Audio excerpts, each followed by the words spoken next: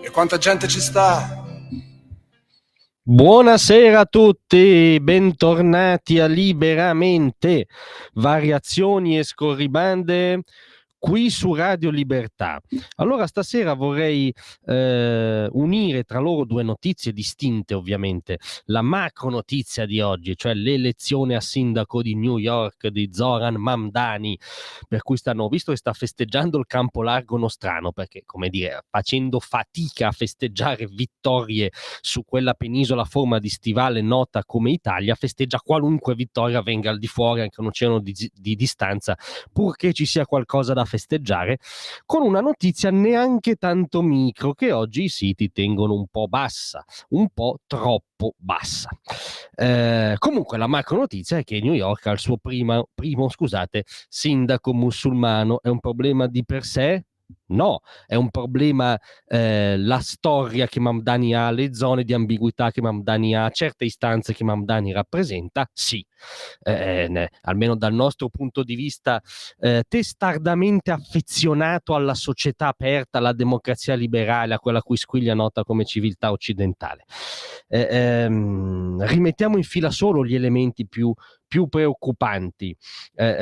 Mamdani ha recentemente rivendicato lo slogan globalizza l'intifada, ci sembra esattamente un inno alla società libera. È stato a lungo reticente, troppo reticente su Hamas, condannandola solo al 92esimo per drenare qualche voto democratico moderato. È stato accusato da inchieste giornalistiche di godere di finanziamenti indiretti provenienti dalla galassia della fratellanza musulmana. C'è un'organizzazione definita messa fuori leggi anche in molti paesi musulmani arabi in quanto estremista. Ha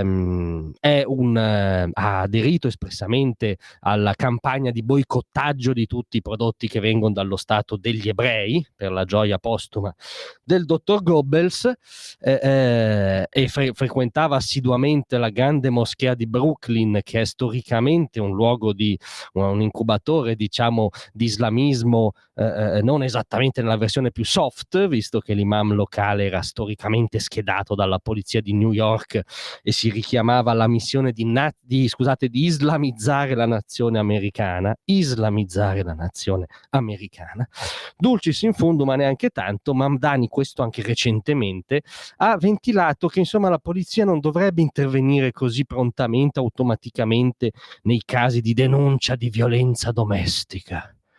Non perché questo fenomeno possa attecchire particolarmente presso un certo segmento della comunità musulmana. Questa è un'illazione di noi beceri reazionari di Radio Libertà. Comunque questa è la fotografia del nuovo sindaco di New York. Sembra obiettivamente un risultato della strategia, guarda a caso, della fratellanza musulmana, e cioè la conquista delle società occidentali graduale, soft, attraverso le procedure democratiche, senza, come dire, rivoluzioni violente, dissimulando via via le tesi più estreme.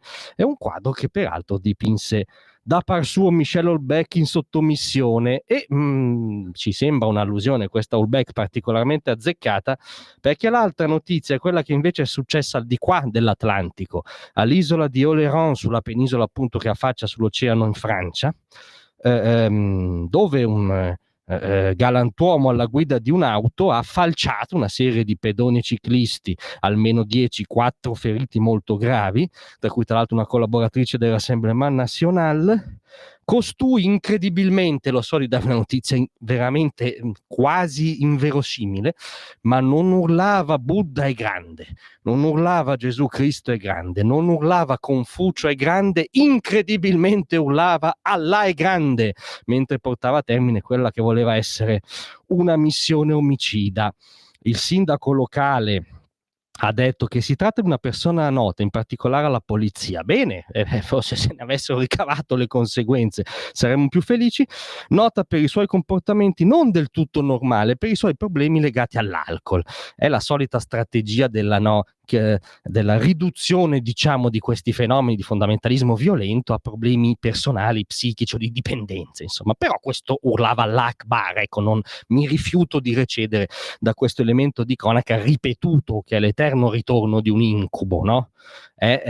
come dire, sono i frammenti, sì, legati anche a cani sciolti, ma che si riferiscono a quell'universo, non a altri, di islamizzazione, di tentativi di islamizzazione violenta nella quotidianità europea. Ecco, allora cosa voglio dire? Voglio dire che dovremmo tenere la guardia alta sia sulla possibilità di un'islamizzazione soft, democratica, d'establishment, di cui il nuovo sindaco di New York forse potrebbe essere espressione, come dire, un sospetto che ha diritto di cittadinanza nel dibattito, finché c'è un dibattito libero, e come anche invece dagli episodi di violenza sul nostro continente non derubricarli magari a casi di alcolismo. Anche perché è sempre più l'ottica dei commentatori, francamente, che ci pare frutto di qualche bicchierino di troppo. Grazie a tutti, a domattina.